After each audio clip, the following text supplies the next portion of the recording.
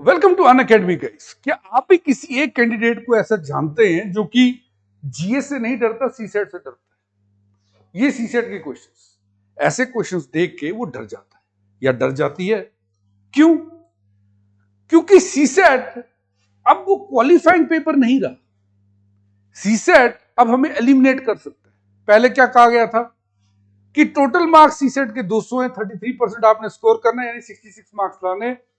भाई साहब आप क्वालिफाइड है प्रीलिम्स, उसके बाद आप जीएस 1 में कट ऑफ पार कर ले। लेकिन अगर आप पेपर का लेवल देखेंगे तो काफी सारे लोग जो रूरल इंडिया से आते हैं, जो हिंदी माध्यम से हैं, और इवन जो नॉन इंजीनियरिंग ग्रेजुएट्स हैं, उनको बड़ी प्रॉब्लम आती है पेपर करने में। सीसेट जब लाया गया था तो एक लेवल प्लेइंग फील्ड बनाने के लिए बोला गया था 10th क्लास का जितना लेवल है वो रखा जाएगा। लेकिन जब सीसेट आ रहा था तब अगर आप देखेंगे जो कमेटी थी जिसमें वाईके अलग भी थे, वीरप्पा मोइली जी थे, दोनों कमेटियों के सुझाव लेके सीसेट लाया गया। उन्होंने ये बात सुनिश्चित कही थी कि एक तो क्वालिफाइंग रहेगा, दूसरा 10th क्लास तक का मैथ इसमें आएगा। लेकिन अब आप क्वेश्चंस देखिए 2025 के दो क्वेश्चंस में आपको दिखा, ये सीसेट का पेपर नहीं लग रहा है। अगर आप देखें ये कैट का पेपर लग रहा है, जहां पर ऐसा ही मैथ आता है और बच्चे ट्रेंड होते हैं ऐसे ही मैथ करने के लिए।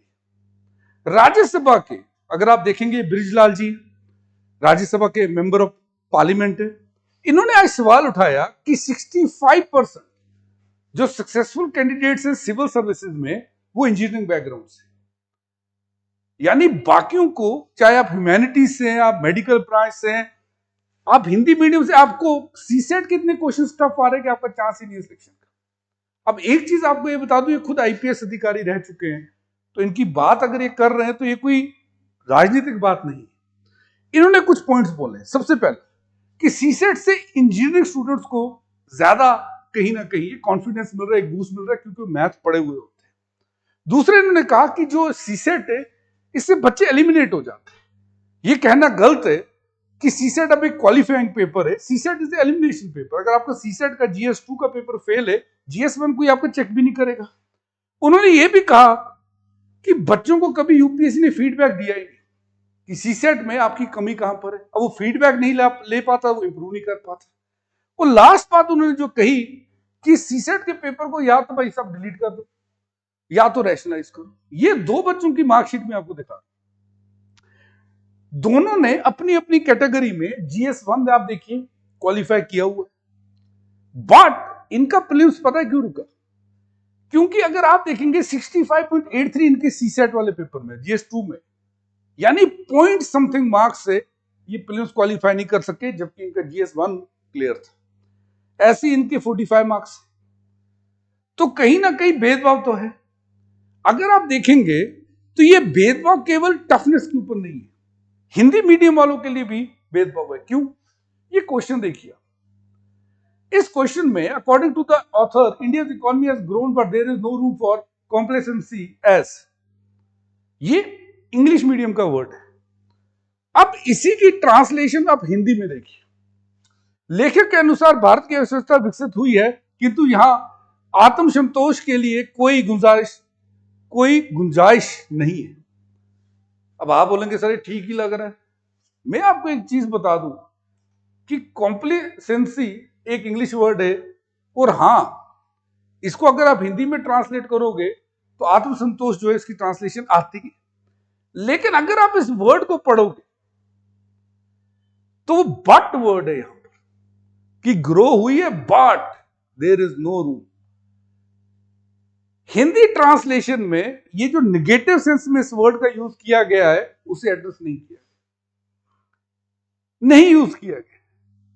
अभी इसका अर्थ कहीं ना कहीं अगर आप देखेंगे लेजीनेस की ओर, ये कह रहा है कि हम लेजीनेस, हिंदी में नहीं है उसका। हिंदी ट्रांसलेशन में आप देखेंगे वो वर्ड आ ही नहीं रहा, जो पूछा गया है वो आ ही नहीं रहा। तो ये एक एग्जांपल है जहां पर साफ साफ पता चलता है कि हिंदी माध्यम वालों को सही अगर आप देखेंगे क्वेश्चन की ट्रांसलेशन भी नहीं मिल रही है इस सेट की। लुक एट दिस, 64.9% जो स्टूडेंट्स हैं वो इंजीनियरिंग बैकग्राउंड से हैं, और उसकी एक वजह ये सीसेट है। और यहां आप देखिए ना, मेडिकल से 4%, अदर्स 7.9, ह्यूमैनिटीज 23.2। अब जितने सब्जेक्ट्स आप सिलेबस के देखेंगे वो ह्यूमैनिटीज वालों के लिए तो आसान है, लेकिन वो अटकते कहां है? सीसेट पे अटकते हैं। अगर आप पिछले कुछ सालों के टॉपर देखेंगे, अनुज अग्निहोत्री, शक्ति दुबे, आदित्य श्रीवास्तव, अनुदीप शक्ति, इनका बैकग्राउंड देखो, डॉक्टर, एम्स, इंजीनियरिंग। ह्यूमैनिटीज वाले ज्यादा नहीं। क्लियर? आप एक चीज और देखिए कि सबसे ज्यादा अगर किसी को सेटबैक लगा है वो हिंदी मीडियम। यहां ये चार्ट देखें, जब सीसेट नहीं आया था हिंदी मीडियम की सिलेक्शन तकरीबन 15% होती थी, एयर वाइज आपको डेटा दे। यहां पर सीसेट इंट्रोड्यूस होता है 2011 में, हिंदी मीडियम की सिलेक्शन सीधे गिरती है 4.8%। जब 2015 में सीसेट को क्वालिफाइंग बनाया जाता तब ये गिर चुकी थी हिंदी मीडियम की सिलेक्शन 1.5% पे, यानी सीधे 15% से 1.5%। फिर चेंजेस आए, अवेलेबिलिटी बढ़ी रिसोर्सेज की, तो भी जो प्री सीसेट रेट है सिलेक्शन की हिंदी मीडियम से उस तक हम नहीं पहुंच पाए। अभी जो रेट है वो 5.8%। 5.8%। यहां देखिए 2023 का रिजल्ट 1016 टोटल पोस्ट, केवल 42 कैंडिडेट्स हिंदी मीडियम का थे। और ये सामने प्रूफ है डेटा वाइज कि क्या हो रहा है।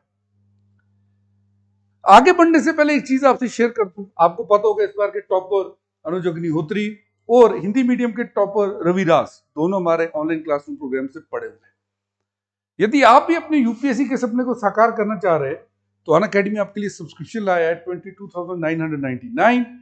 और इसी के साथ साथ 11 अप्रैल को दिन में 11 बजे और शाम को 5 बजे हम लोग एक स्कॉलरशिप टेस्ट कंडक्ट करने वाले हैं, जिसमें 40 करोड़ तक की स्कॉलरशिप हम लोग देंगे।